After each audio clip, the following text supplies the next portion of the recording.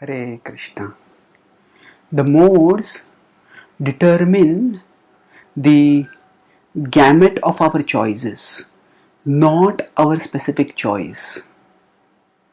Now, suppose we appear for a multiple choice paper, and now the multiple choice paper, the 5 choices say they limit what we can choose.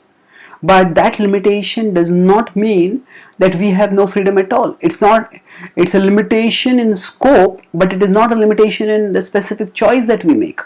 So similarly, the Bhagavad-gita talks about the modes of material nature which impel us to act. And the Gita says that actually no one in this world is free from the modes. Sattvam rajastamaiti gunaha prakriti sambhavan nibadnanti mahabaho dehe dehinamam vayam. In 14.4 in the Bhagavad-gita, Krishna says that Sattvam rajastamaiti, these 3 Sattva rajastamaya are the modes. Gunaha prakriti sambhavan, these are 3 modes born from material nature. Nibadnanti mahabaho, and living beings become bound by the modes. Dehe dehinamavayam, there's an imperishable bondage that results. Now some people may think that, okay, if the modes bind me, then where is my freedom? Don't the modes make me act, and if they make me act, then how am I free? So Krishna actually describes that these modes, that we can choose which mode to be influenced by. So the modes, they are 3 modes, and a combination of 3, there are triplets, and we can have many choices. 3 into 3 becomes 9, 9 into 9 becomes 81. So like that, there can be many choices which we have in this world, and the gamut of our choices, the scope of our choices is determined by the modes. But our specific choice is not determined by the modes. Krishna describes how the modes are in a state of conflict. In 14.10, he states that Rajastamascha vibhuya sattvam bhavati bharata rajah sattvam tamaschaiva tamah sattvam rajastatha.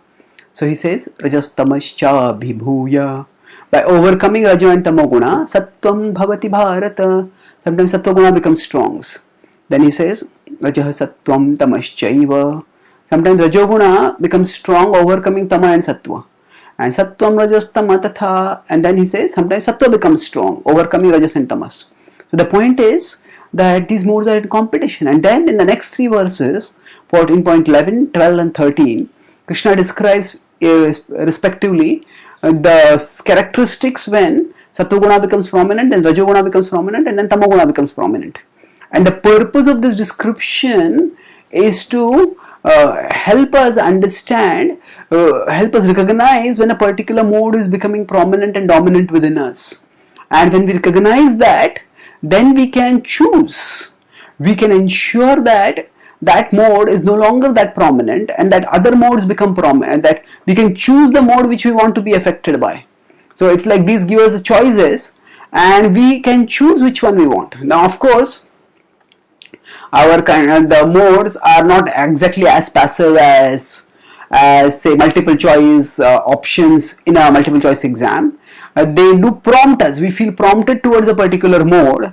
So just like a student may be prompted by some irrational belief that, that the first option may be right, and so maybe whenever the student doesn't know, the student may just irrationally or superstitiously take the first option. So like that, we may have some conditionings by which we may be pushed towards a particular mode, but we are not forced. We can counter push. We can choose, and there is where our free will comes in. So although the modes push us, we can choose which mode to be pushed by, and all this capacity to use our free will increases when we connect with Krishna, who exists beyond the modes. And that's why when Arjuna asked later how one can transcend the modes, Krishna says by becoming determined in the practice of bhakti. In 14.26 he states, Mam chayo vyabhicharena bhakti yogena sevate sagunan samatiti brahma bhuyaya kalpate. When we become undistractedly, devotedly fixed on Krishna, then by that focus on Krishna, we in a mood of devotion to Krishna, we are able to overcome the influence of the modes. So by practicing bhakti, we can enhance our free wills, our capacity to use our free will fully and fulfillingly. Thank you. Hare Krishna.